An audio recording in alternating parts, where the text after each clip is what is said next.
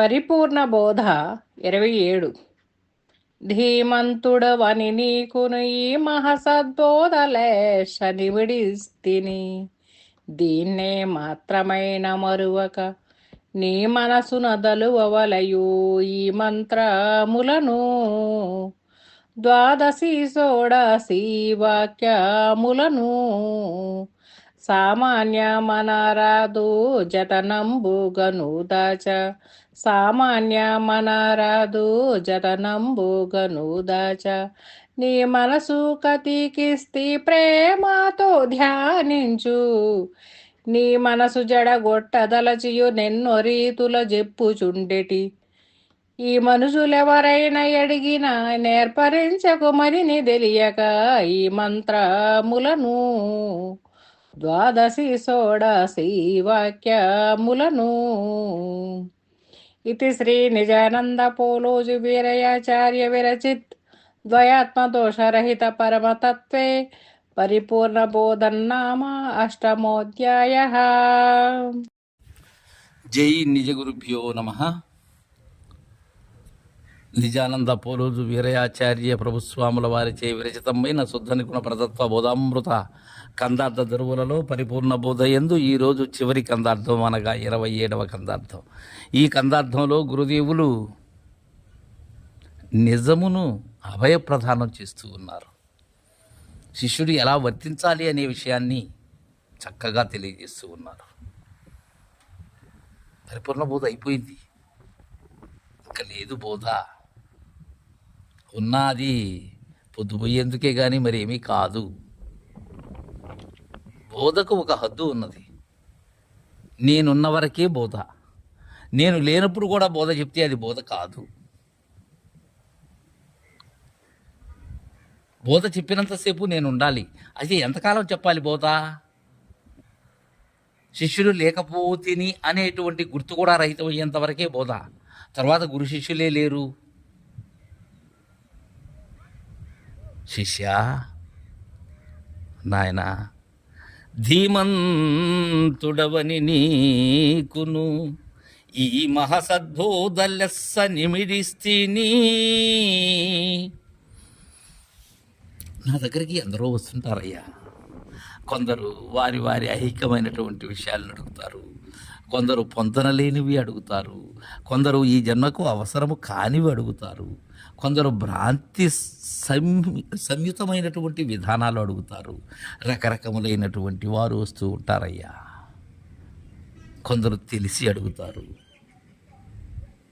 కొందరు తెలియని అజ్ఞానంలో అడుగుతారు.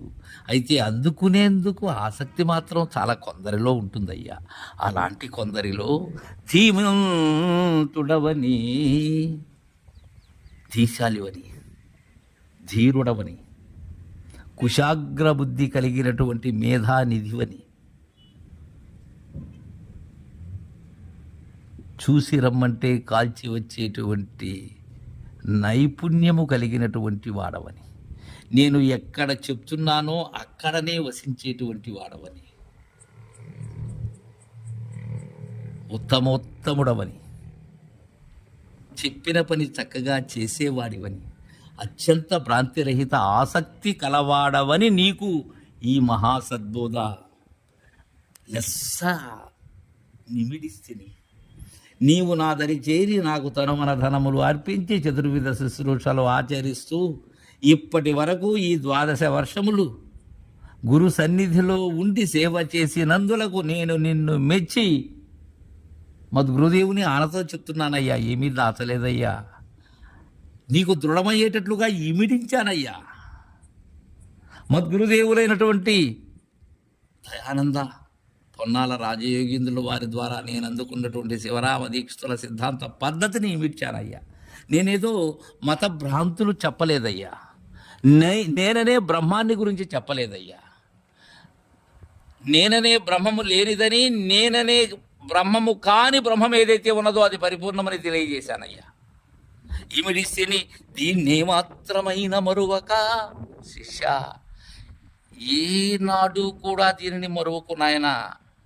ఈ షోడశి ఏదైతే ఉన్నదో అది లేనిది అనేటువంటి దృఢంతో ఉండు. ఈ దృఢం ఉన్నట్లయితే ఉన్నది ఎలాగో ఉంటుంది. మరువక నీ మనసున దలుపవలయు నీ మంత్రములను నిరంతరం కూడా నీలో ఇవి ఎలా ఉండాలంటే ఆ రూపమే నువ్వు అయి ఉండాలి. నీ రూపమైనటువంటి విధానంలో నువ్వు ఉండాలి శిష్య. ఏ మంత్రాలు? ఈ సిద్ధాంతమునకు ప్రామాణికమైనటువంటి ద్వాదశి షోడశి వాక్యములను పైన మంత్రములు అన్నారా, కింద ఏమంటున్నారు? వాక్యములు అంటున్నారు.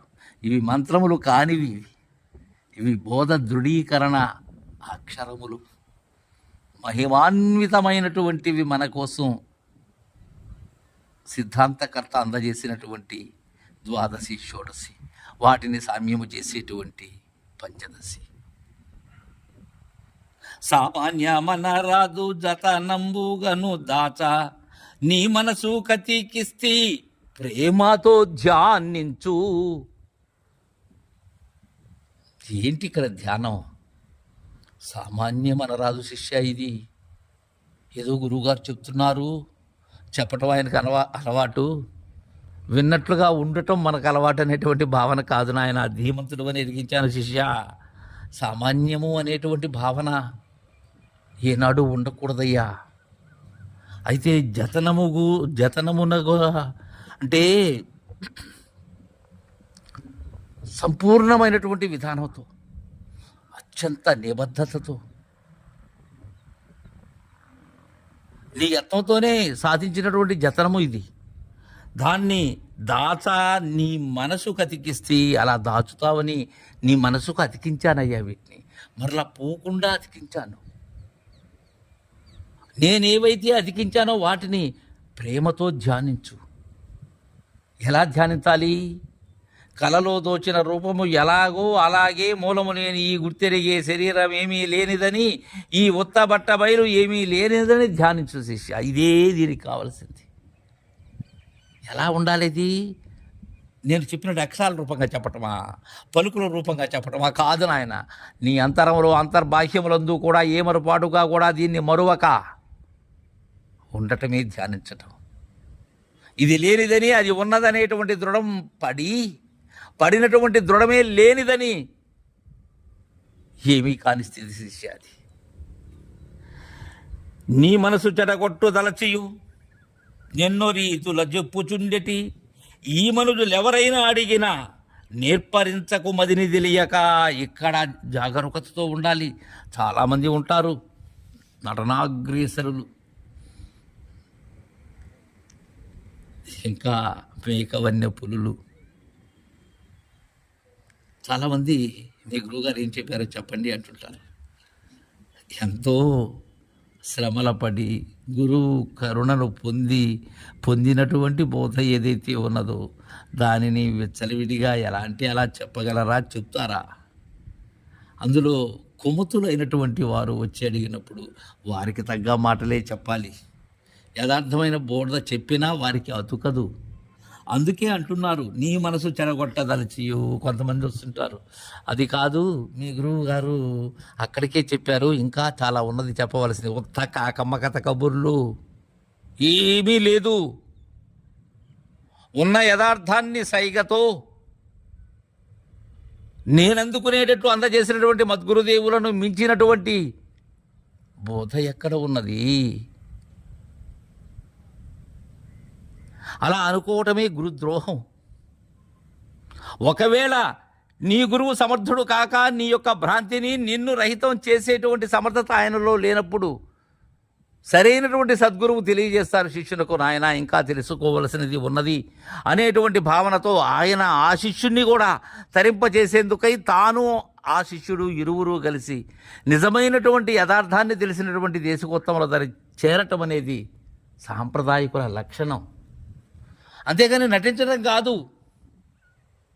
కొందరు సరైనటువంటి శిష్యులను సుజనులను కూడా చెడగొడుతూ ఉంటారు.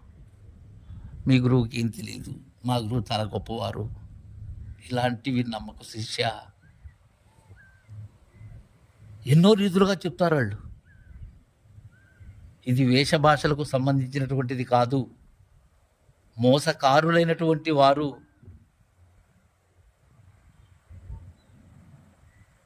వారు పొందనిది, వారు ఎప్పటికీ పొందలేరు అహంకారులైనటువంటి వారు.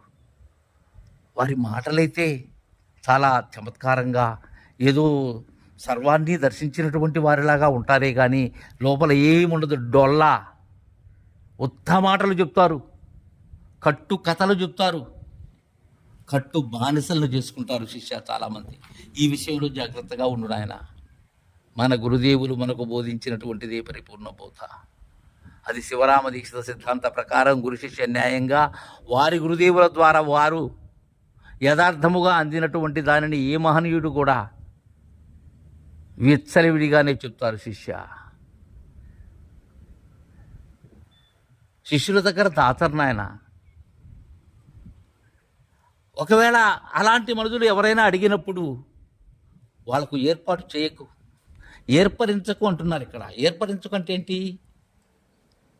నిత్యానిత్య వస్తువేకంలో కూడా ఏర్పాటు ఉన్నది, కానీ ఇక్కడ ఏది పరిపూర్ణమో ఏది ఎరుకో అనేటువంటి సౌజ్ఞం వారికి అందచేయకు. మదిని తెలియక వారి మదిని తెలియక వారి మదిని కనిపెట్టక తెలియచేయవద్దు ఈ మంత్రాలను, ఈ షోడశి ద్వాదశి వాక్యములను అని తెలియజేశారు. ఇతి శ్రీ నిజానంద పోలోజు వీరయార్య విరచిత ద్వయాత్మ దోషరహిత పరమతత్వే పరిపూర్ణ బోధో నామ అష్టమోధ్యాయ. జై గురుదేవా.